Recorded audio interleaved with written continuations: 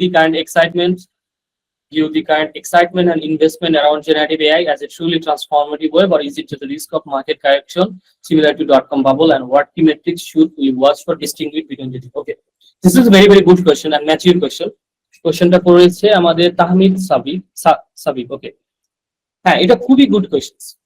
এখন এখানে দেখো, প্রত্যেকটা নতুন টেকনোলজি আসলে কিছু জিনিস কিন্তু মানে একটু ওভার হাইট হয়, মানে যারা একটু নন টেকনিক্যাল পারসন তারা ওই মানে একটু ওভার এক্সাইটেড হয়, একদম স্বাভাবিক।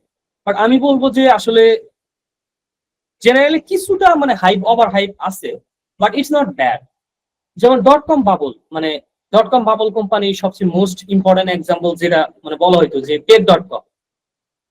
সো pet.com ওটার তোমার ভ্যালুয়েশন হয়েছিল প্রায় মনে কাপল অফ বিলিয়ন ডলার।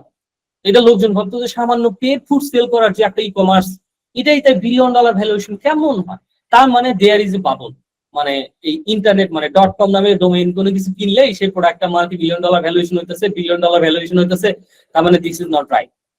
এটার কারণে কিন্তু সবার কনফিডেন্স মানে এই কমে যায় স্টক মার্কেটের প্রতি, যার কারণে কিন্তু লোকজন মনে করো মানি আবার রিট্র্যাক্ট করা শুরু করে, যার কারণে কিন্তু কলাপস হয় 2000-এ।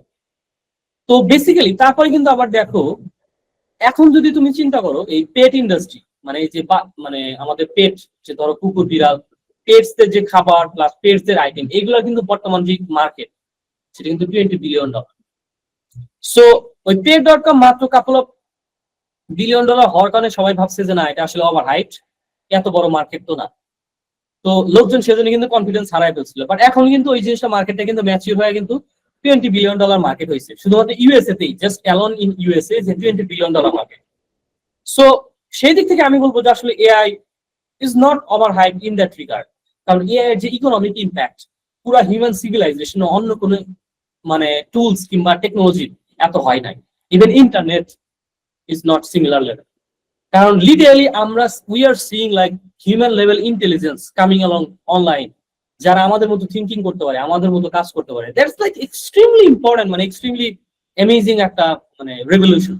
সো সেই ক্ষেত্রে আমি বলবো যে আসলে হ্যাঁ, মানে টেম্পোরারি, যেমন ধরো এনভিডিয়া মানে extremely overvalued in a way, but আমি জানি যে এটা খুব সুন হয়তো কারেক্ট হবে। বাট আমি বলবো যে এআই আসলে is not over hype in that regard. হ্যাঁ, কিছু কোম্পানি একটু ওভার হাইপ হবে, ইটস ভেরি নর্মাল। হয়তো ওই যে .com এরাতে pet.com একটু ওভার হাইপ হয়েছিল, বাট পরে কিন্তু pet.com ফল হওয়ার পর আবার কিন্তু pet.com এর মতো similar platform but more mature কিন্তু ডেভেলপ হয়েছে। তো এআই এর ক্ষেত্রেও সেরকম আপস এন্ড ডাউনস হবে। বাট আমি বলবো যে মার্কেটে কারেকশন হইলেও মানে .com লেভেলের বাবল আমি মনে করি না যে এখনো হয়েছে। আর হইলেও এটা হয়তো শর্ট টার্ম, মানে মার্কেট কারেক্ট করলো, বাট টেকনোলজিক্যাল যে ইম্প্যাক্ট এআই, এটা অবভিয়াসলি মানে extremely high আমার কাছে পার্সোনালি ফিল করি।